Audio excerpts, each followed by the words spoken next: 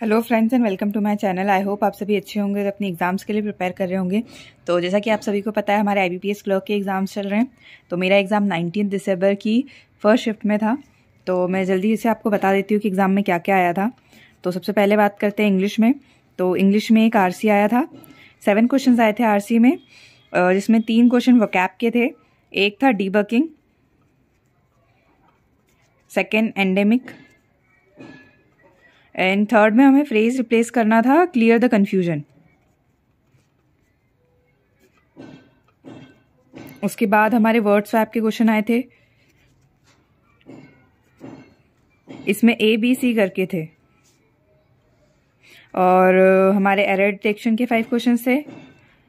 Word uses के question थे, मतलब बोल्ड करके दिए हुए थे वर्ड और हमें उन्हें रिप्लेस करना था। उसके बाद हमारे नेक्स्ट क्वेश्चन थे फिलर्स आए थे। 5 क्वेश्चन फिलर्स के थे और क्लोज टेस्ट आया था एक, इसके 5 क्वेश्चन थे। इस तरह हमारे इंग्लिश का सेक्शन कंप्लीट होता है। इसके बाद मैथ्स में हमें आया था DI आया था। सबसे पहले तो एक टेबल सिंपल DI था जिसमें हमें डायरेक्ट स्मॉल, मीडियम और लार्ज साइज़ के कुछ बॉक्सेस दिए हुए थे और उन्हें हमें कैलकुलेट करके डाटा। बहुत ही सिंपल सा DI था ये।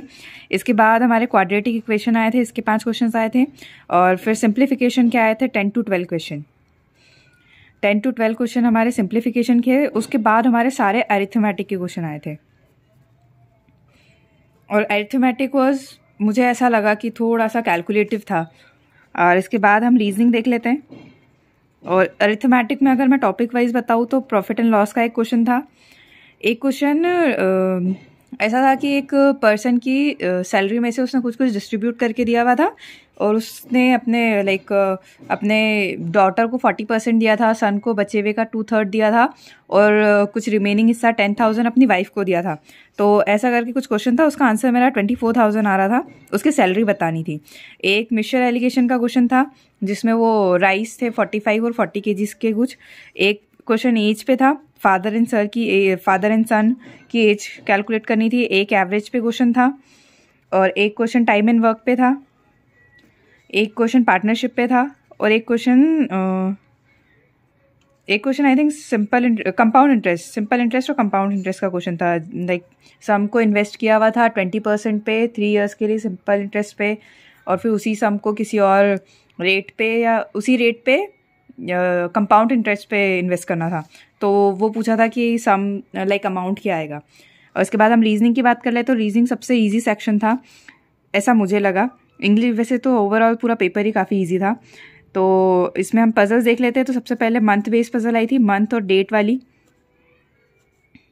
मंथ और डेट में 8 और 11 डेट्स दे रखी थी और हमें 8 पर्सन को इसमें वो करना था, अरेंज करना था। इसके बाद 7 पर्सन की सर्कुलर वाली आई थी, इसमें वो थी इनसाइड फेसिंग। इसके बाद ब्लड रिलेशन के 3 क्वेश्चंस थे और एक मंडे टू सैटरडे हमें पीपल को अरेंज करना था। लाइक XYZ दे रखा था और मंडे टू संडे वो कुछ अटेंड कर रहे थे, तो इन्हें हम अरेंज करना था। और उसके बाद एक अल्फ़ा न्यूमेरिक के 5 क्वेश्चन थे। अल्फ़ा सिम्बॉल थे, इसमें नंबर्स नहीं थे, सिम्बॉल्स थे। उसके बाद इनइक्वालिटी के 3 से 5 क्वेश्चन थे। सिलॉक्स के थे 3 से 5 क्वेश्चन। और उसके बाद हमारे 2 आई थिंक वो सिंपल क्वेश्चन थे। एक तो वो था लाइक 2nd, 3rd, 7th और 10th वर्ड को यूज़ करके बनाना था हमें वर्ड।